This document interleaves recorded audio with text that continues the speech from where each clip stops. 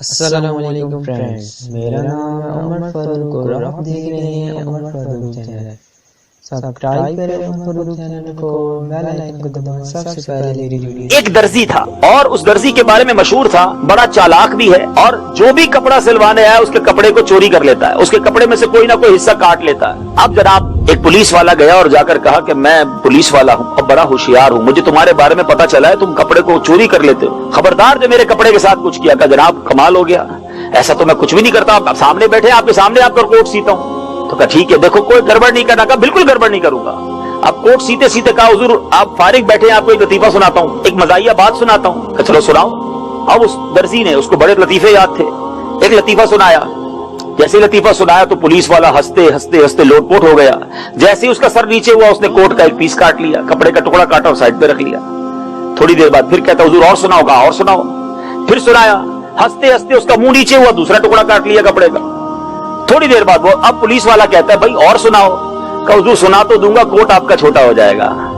تو مولانا روم نے لکھا کہ یہ ہے شیطان، سمجھو کہ تمہیں باتوں میں لگا کر، تمہیں دنیا کے نظاروں میں گم کر کے، تھوڑا تھوڑا کر کے تمہارے اعمال، تمہاری نیکیاں، تمہارا ایمان برباد کرتا چلا جا رہا ہے اور تمہیں پتہ بھی نہیں چل رہا۔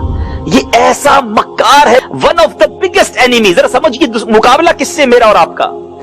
اس وقت بھی وہ ہمیں دیکھ رہا ہے، ہم اسے نہیں دیکھ سکتے۔ مجھے اور آپ کو نیند آتی ہے، اس کو نیند نہیں آتی۔ میں اور آپ تھکتے ہیں، وہ تھکتا نہیں۔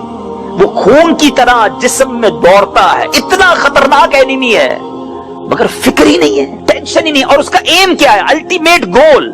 شیطان کا ہم سب سے ٹارگٹ کیا ہے؟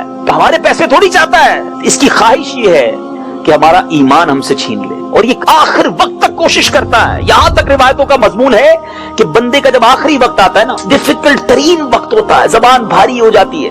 ایک عالم دین کا کمال جملہ تھا، مجھے بہت یاد رہ گیا ہے۔ وہ فرماتے ہیں جب جب موقع ملے کلمہ شریف پڑھتے رہا کرو، کیونکہ جب زبان بھاری ہو جائے گی اس وقت کلمہ پڑھنا مشکل ہوگا، لیکن جس کی عادت ہوگی نا اس کی زبان پر کلمہ جاری ہو جائے گا۔ اب اس کو ایگزامپل کے ذریعے سمجھیں، جن لوگوں کی ماشاءاللہ کلمہ شریف کی، درود شریف کی عادت ہوتی ہے، گاڑی میں جا رہے ہو اچانک بریک لگے، جھٹکا لگے، ان کی زبان سے فوراً کلمہ پاک نکلتا ہے، کچھ نہ کچھ اچھی بات منہ سے نکلتی۔ کیوں؟ کہ ان کی زبان عادی ہوتی ہے اچھی بات کرنے کی، تو ڈیفیکلٹ ٹائم میں بھی فوراً زبان سے اچھی بات نکلتی ہے۔ اور جس کی گالیاں دینے کی عادت ہوتی ہے، جس کی فحش باتیں کرنے کی عادت ہوتی ہے، ہم نے دیکھا ہے کہ کوئی ایسا جھٹکا لگے، کوئی ایسا دھکا لگے، ان کی زبان سے اس وقت بھی بری بات نکلتی ہے۔ سوچیں کہ ایسی زبان عادی بنا دی بری چیزوں کی۔ تو سکرات کی بات ہو رہی تھی، سکرات اللہ غنی، موت کی تکلیف جو ہے وہ مردہ ہی جانتا ہے۔ اللہ مجھے اور آپ کو موت کی تکلیف سے محفوظ فرمائے، ورنہ روایتوں کا مضمون ہے کہ موت اس سے زیادہ سخت ہے کہ بندے کو تلواروں سے کاٹا جائے، چیرا جائے۔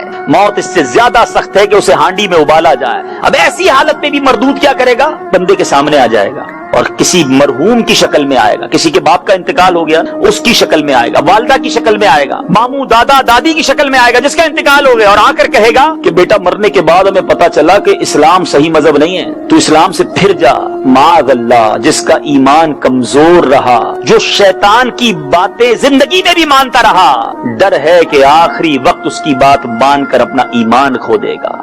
یہاں شیطان نے اپنے چیلے چپاٹے چھوڑے ہوئے ہیں۔ عجیب سما ہے، آپ کو گھر بنانا ہو کس سے بناتے ہیں؟ بلڈر سے بناتے ہیں یا موچی سے بناتے ہیں؟ بلڈر سے بناتے ہیں نا۔ آپ کو دوائی لینی ہو تو ڈاکٹر کے پاس جاتے ہیں، دودھ والے کے پاس جاتے ہیں؟ ڈاکٹر کے پاس جاتے ہیں۔ اچھا جناب گاڑی خراب ہو جائے تو آپ سوچے چلو یار آج گاڑی خراب ہوئی ہے، میکینک کے بجائے میں ایسا کرتا ہوں مسجد کے امام صاحب کے پاس چلا جاتا ہوں۔ آپ کہیں گے امام صاحب دعا تو کر دیں گے، گاڑی میکینک نہیں بنانی ہے۔ تو جس چیز کی ضرورت ہے آپ اس چیز کے ایکسپرٹ کے پاس جاتے ہیں، مگر وبال یہ ہے کہ اسلام سیکھنے کے لیے لوگ ہر کسی کے پاس چلے جاتے ہیں جس کو نہ دین کا پتہ ہے، نہ علم دین حاصل ہے، نہ وہ کسی جگہ پر علم اس نے پڑھا ہے۔ ہر شخص اپنا اسلام بیان کر رہا ہے اور لوگ اس کی سن بھی لیتے ہیں اور پھر کنفیوز بھی ہو جاتے ہیں۔